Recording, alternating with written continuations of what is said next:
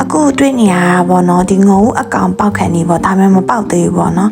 အဲ့ဟာကဗီယက်နမ်မှာဆိုလို့ရှိရင်ဗီယက်နမ်နေတော်တော်များများကြိုက်ကြရတယ်အခုတွေ့ရတဲ့အတိုင်းပဲစူစားကြည့်လိုက်တဲ့ခါကျတော့တော်တော်လေးကိုစားကောင်းတယ်ပေါ့နော်စက်တုံပြူနဲ့မှုမွေးလေးကိုမှာကွာအဲ့ငုံဦးရဲ့အရာတိုင်းပဲစိတ်လေးပဲသူကအကောင်ပေါက်ခံနေဆိုတော့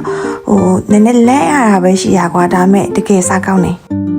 နောက်ထပ်မီနူတစ်ခုကတော့ကြက်ချီရောက်ကြော်ပေါ့နော်သူတို့ကလေတကယ်ကျင်းချက်ဖန်ကိုစားတတ်တာအမှကြည်အောင်ကြက်ချီရောက်တဲ့ငုံဦးအကောင်ပေါက်တဲ့ခယူရဲဆိုလို့ရှိမှဆိုရင်တော်ရုံတိမ်စားကြတဲ့စားစာတွေပေါ့နော်ဒါကလူကကိုရိုင်းခေါ်ပြီးစားကောင်းတဲ့ဆိုင်လေးကိုသူတို့လိုက်ကြွေးရပေါ့နော်ဒါကတုပ်ဘူးကြော်ဒီတုပ်ဘူးကြော်လေးလေတော်တော်စားကောင်းတယ်သူကအပြင်ကကျွတ်လေးကိုမှအထက်ကအေးလေးကွာစားကောင်းတယ်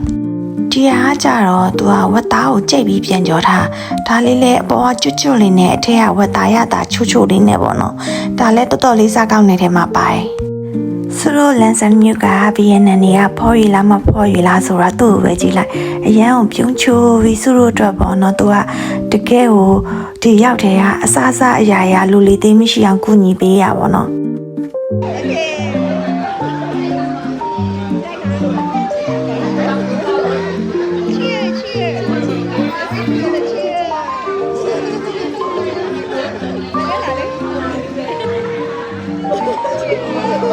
ပိုင်စားနေရဲ့ခ ्यू ဆိုလို့ရှိရင်လည်းတော်တော်လေးစားကောင်းတယ်ကွာအစားဆိုကခ ्यू ပုံစံကြည့်ပြီးမစားရဘူးဖြစ်နေတာပေါ့နော်ဒါပေမဲ့တကယ်စားကြည့်လိုက်တဲ့ခါကျတော့အဲ့ခ ्यू လေးနဲ့သူတို့ချပေးရဲ့အခြေရင်းနဲ့ကအရန်လက်ဆက်ပြီးတော့ကွာတော်တော်လေးစားကောင်းတယ်မြင်နေရလို့မျိုးကြောက်စရာကောင်းမနေဘူးပေါ့နော်အဲ့ခ ्यू ကသူတို့ရက်ခိုင်မှာဆိုရင်ရက်ခိုင်မရွတ်တော့လားမသိဘူးလို့ခေါ်ရတယ်တူတယ်အဲ့ဟာနဲ့တော်တော်လေးတူတယ်ပေါ့နော်တော်တော်လေးစားကောင်းတဲ့ထဲမှာပါတယ်အမှန်တိုင်းပြောရရင်အဲ့ငုံအကောင်ပေါက်ကကွာတော်တော်လေးစားကောင်းတယ်ဒါပေမဲ့သူကအဲ့မြင်ပြီးတော့ကြည့်ရတဲ့ဟာကိုဘလို့မှမစားရဘူးဖြစ်နေတာပေါ့နော်သူကလုံးဝ try ကြည့်ပါဆိုတော့ try လိုက်တာပဲရှိရကွာစားကောင်းတယ်ဒါပေမဲ့ဆက်မစားရဘူးအဲ့တော့သူစားပြနေရပါအခုတွေ့ရတဲ့အတိုင်းပဲပေါ့နော်တကယ်လို့ဗီယက်နမ်ရောက်တယ်ဆိုလို့ရှိရင်တစ်ခါတော့ try ကြည့်ပေါ့နော်သူကလုံးဝငုံဦးအရာသားတိုင်းပဲ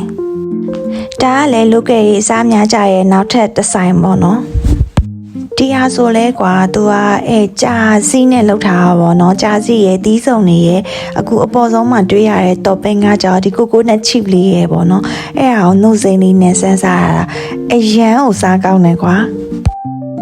သူတို့စီကအသီးတွေကလည်းအရန်လက်ဆက်လေးကိုသုံးထားတာဆိုတော့လေအချိုကြိုက်တဲ့လူတွေကအဲ့လိုမျိုးနှိုးစီလေးထပ်ပြီးတော့ဆန်းစားကြရပေါ့နော်ဆိုတော့ကြာစီကိုကွာအမှန်တိုင်းပြောရင်အဲ့လိုမျိုးကပထမဆုံးစားဘူးကသူကပေး